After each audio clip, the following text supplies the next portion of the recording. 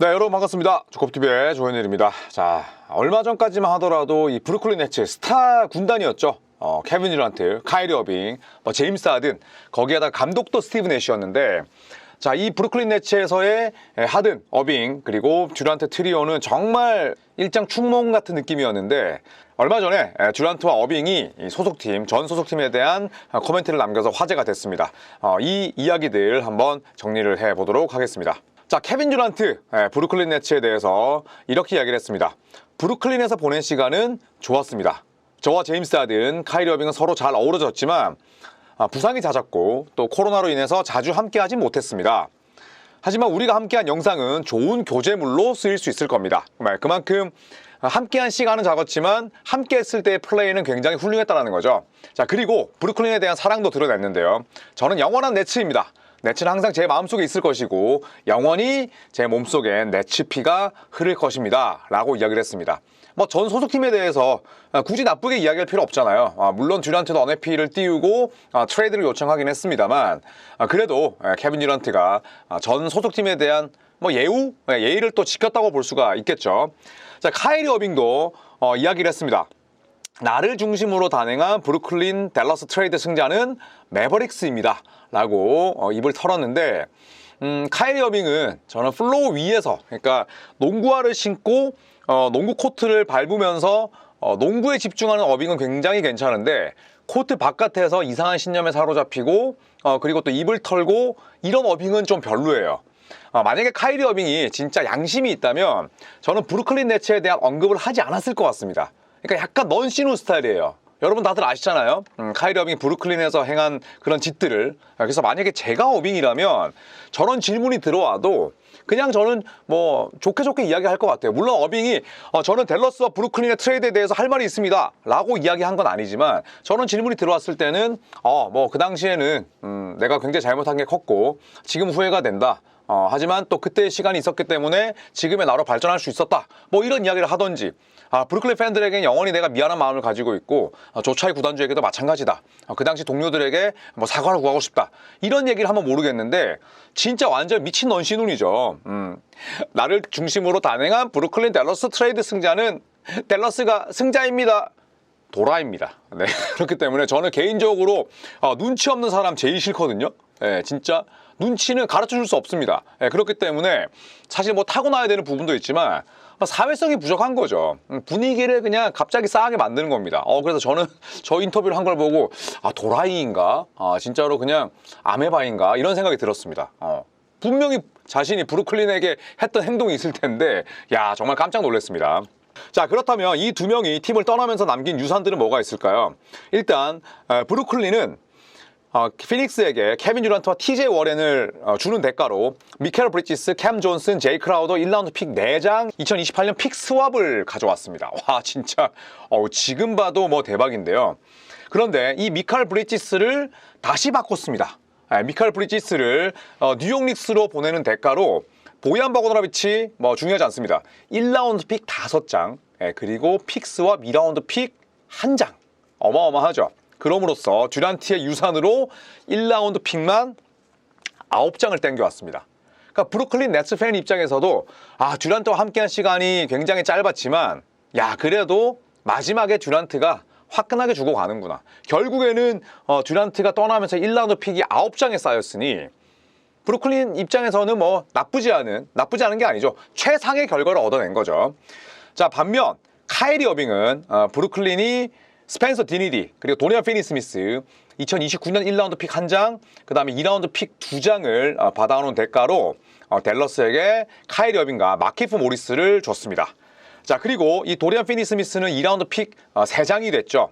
그럼으로써 어빙의 유산은 1라운드 픽 1장과 2라운드 픽 5장인데, 카이리 어빙이 워낙 브루클린에서 땡깡을 부렸고 그리고 또 본인이 원하는 금액을 받지 못했다 보니까 상대적으로 굉장히 금액이 저렴하게 형성이 됐죠. 이 트레이드 대가가. 어떻게 본다면 카이리 어빙이 좀 자존심을 상했을 수도 있지만 본인의 그냥 업보 때문입니다. 그리고 이 트레이드를 단행하기 전으로 브루클린의 분위기가 좋을 수가 없잖아요. 그런데 트레이드 승자는 댈러스입니다. 진짜 대단합니다. 자, 그렇다면 네츠에서의 과거를 한번 살펴볼까요? 일단 케빈 듀란트. 듀란트는 골든스테이트 워리어스를 떠났습니다. 단 3시즌 만에. 그쵸? 뭐 드래먼드 그린과 사이도 안 좋았고 본인이 항상 손님 취급을 받는 것도 싫었고, 그리고 내가 우승 반지를 거머쥐었으니 다른 팀에서 또 내 가치를 인정받고 싶은 욕구가 컸을 겁니다. 그래서 아킬레스건이 끊어지는 부상을 입었지만 브루클린 네츠가 케빈 듀란트를 아주 큰 금액에 모셔옵니다. 자, 그러면서 듀란트는 하든과 어빙이 다수의 경기를 결정한 브루클린에서 3시즌 129경기, 평균 29득점, 그리고 리바운드 7.1개, 어시스트 5.8개. 아킬레스건이 끊긴 선수가 맞나 싶을 정도의 엄청난 그런 볼륨과 효율을 내보였습니다만, 결국 듀란트도 부상으로 인해서 출석률이 저조했습니다. 아킬레스건이 끊기고 첫 시즌은 완전히 날렸고요. 그리고 두 번째 시즌도 결국 부상으로 많이 빠졌었고, 그러다 보니까 결국 케빈 듀란트는 뭐 길게 뛰지 못했습니다. 2022-23 시즌 도중에 트레이드가 됐죠. 명백히 놓고 본다면 3시즌 반이 돼야 될 것 같아요. 19-20 시즌도 네츠 소속이었기 때문에, 그리고 22-23 시즌 도중에 또 팀을 떠났기 때문에 3시즌 반 정도를 뛰었다고 볼 수가 있겠고요. 이 카이리 어빙은 코로나 백신 이슈, 그리고 잦은 부상, 또 무단한 팀 이탈로 전력 및 케미스트리로 완전 박살냈습니다. 4시즌 동안 143경기밖에 뛰지 못한 것도 그렇지만 그냥 분위기를 개판으로 만들었어요. 그리고 코로나 이슈가 풀린 이후에도 홈 경기만 출전하면서 결국 브루클린이 공중분해되는데 가장 큰 원흉이었습니다. 진짜 브루클린에서의 어빙은 최악이었죠. 뭐 선수로서의 마음가짐이나 기본적인 태도, 그 다음에 또 프로 선수로서 뭐 임해야 되는 그런 기본적인 것들도 하지 않았기 때문에 브루클린 팬들 앞에서 카이리 어빙은 거의 금지어입니다. 보스턴 셀틱스 팬들이 카이리 어빙을 정말 지구상에서 가장 극혐하는 스포츠 선수로 꼽고 있지만, 제가 봤을 때 브루클린 네츠가 팬덤이 얕아서 그렇지, 만약에 진짜 큰 도시, 그 다음에 아주 무시무시한 팬덤이 있었더라면 카이리 어빙은 저런 이야기 아마 못 내뱉었을 겁니다.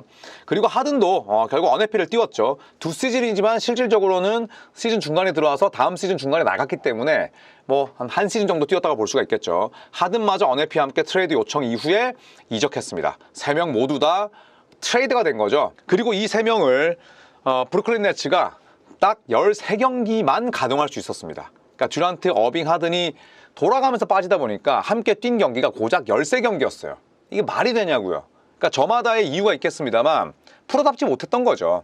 그리고 운때도 나빴고, 또 카이리 어빙이라는 정말 교집합이 돼야 될 선수가 따로 놀다 보니까 브루클린의 팀 분위기나 그 다음에 뭐 조화, 화합 이런 것들이 다 깨졌습니다. 자, 그렇다면 이들의 현재는 어떨까요? 자, 듀란트 현재 서부 11위에 그쳐있는 피닉스에서 외롭게 고군분투하고 있습니다. 뭐 이대로라면 1라딱이 굉장히 유력해 보이고요.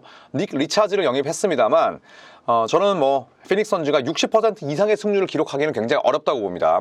자, 카이리 어빙 디스크와 독감 증세가 겹치면서 결장 빈도가 증가했습니다. 지난 시즌에 팀을 파이널로 또 이끌긴 했습니다만 현재는 루카 돈치치의 종아리 부상이 겹치면서 또 본인도 많이 빠졌고요. 현재 서부 컨퍼런스 7위입니다. 자, 하든의 팀 성적이 가장 좋은데요. 일단 카와이 레너드의 복귀로 부담이 확 줄었습니다. 그리고 현재 하든은 2-3 옵션을 오가면서 때로는 1옵션으로 나서기도 하고요. 노만 파웰이 엄청나게 크게 스텝업 했고, 이비차 주바치가 잠재력을 빵 터뜨렸습니다. 여기에 레너드 복귀했죠. 하든의 부담은 점점 이제 줄어들 거예요. 본인도 1옵션과 2옵션, 3옵션을 오가면서 소속팀을 서부 5위로 견인하고 있고요. 현재 브루클린은 트레이드로 드래프트 픽을 다수 끌어들였습니다. 지금 드래프트 픽만 1라운드, 2라운드 픽 합쳐서 30장이 넘어요. 그러니까 엄청나게 지금 리빌딩의 단계를 잘 밟고 있는 거죠. 션 막스 단장도 조차이 구단주도 굉장히 냉철하게 일을 처리하면서 이 3명을 보내고 새로운 뉴 브루클린으로 거듭나기 위한 준비를 하고 있습니다. 자, 제가 이 영상을 통해서 말씀드리고 싶은 교훈은 역사를 잊은 민족에게 과거는 없다. 카이리 어빙처럼 저렇게 눈치 없는 사람들을 최대한 조심해야 된다. 이렇게 생각을 하고요.